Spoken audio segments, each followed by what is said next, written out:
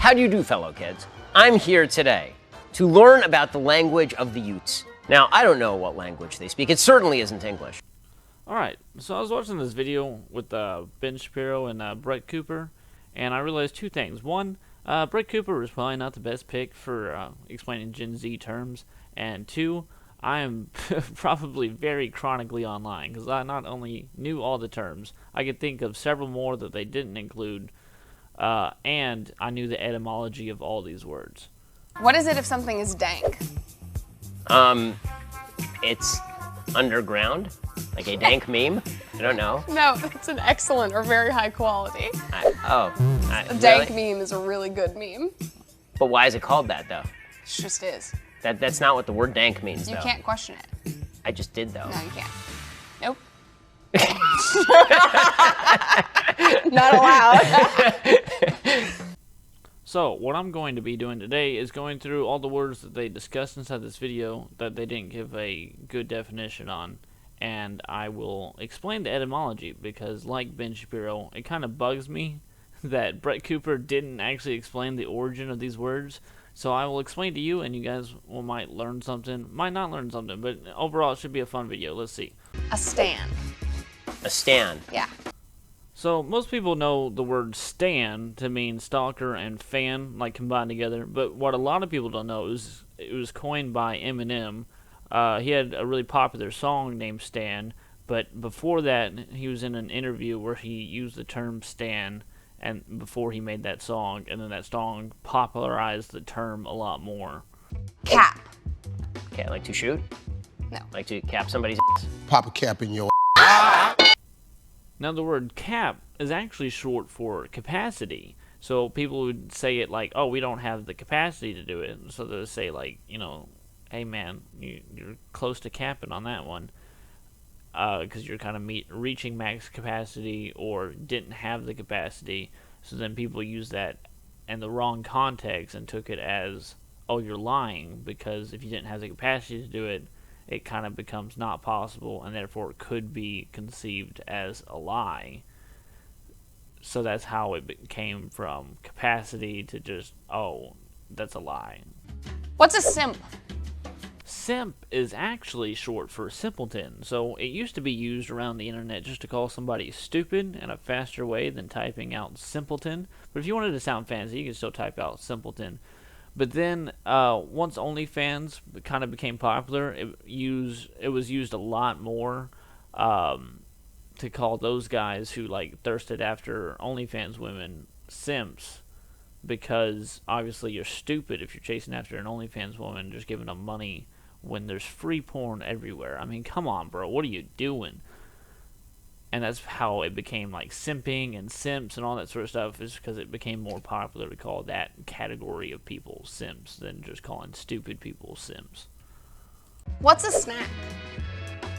The funny thing about snack is back in like the 70s, I believe, snack was originally slang for a small penis, because it wasn't enough to fill you up, therefore it was just a snack. However, inside the early 2000s, this was used to describe people who were good-looking, so you wanted to eat them up like a snack. But I think we should go back to the original, because that is so much better. Drip. Now, drip, like most other slang words, was used in early hip-hop songs to describe expensive diamonds and jewelry, because the diamonds looked like drips of water. Then later, it was misused to describe entire outfits, but that wasn't a thing until like the 2000s. Good drip. Like he's swag. Oh, it's the opposite of what it used to be. So back in the 60s, if you said somebody was a drip, it meant they were a loser. Really? Yes. That's so interesting. No, it means it's like, it's cool. Really? Yep. But why? Again, I keep asking why, and I assume that you have the answers, but I know. you don't, Brett. I don't. Just like any of the youths. Because there's youths have no answers. So, obviously, dank could mean underground, moist, or damp, but that's like, you know, textbook definition. But what it was originally used for is a lot of stoners would use dank to describe, like, really good concentrated weed. And then, because it was popularized by stoners, it eventually became used to describe cool and original memes. Bet. What it, No, or I mean- what you do at the horse track. No, it just means yes. Inside this video, what really bugged me is Brett Cooper said bet just basically means yes, which I guess a lot of people use it in that context, but that is not what it means. It also comes from early hip-hop, and it means I am so confident I would bet money on it. So then people would just say bet as to shorten that instead of just saying, yeah, I'm so confident I would bet money on it, they just shorten it down to, yeah, bet. And so then people took that and was like, oh, yeah, I'm down.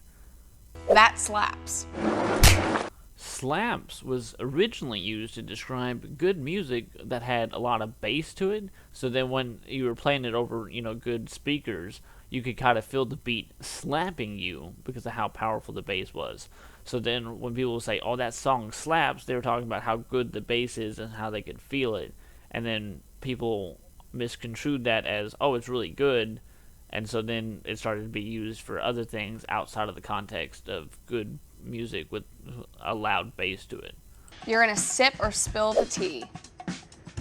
Now, I always thought spill the tea came from like old ladies sitting around pouring tea and talking about drama and gossip. But doing some research to see if that was the correct etymology of where that phrase comes from, I figured out that a lot of old hip-hop songs used to refer to the truth as the letter T, and therefore from there people could have been like spill the tea as in truth. But I'm not sure if that's true. That's just what I found on Google trying to figure out if that was the actual etymology or not. I still think the old lady analogy is better, but Next one, my personal favorite. What is Riz, Ben?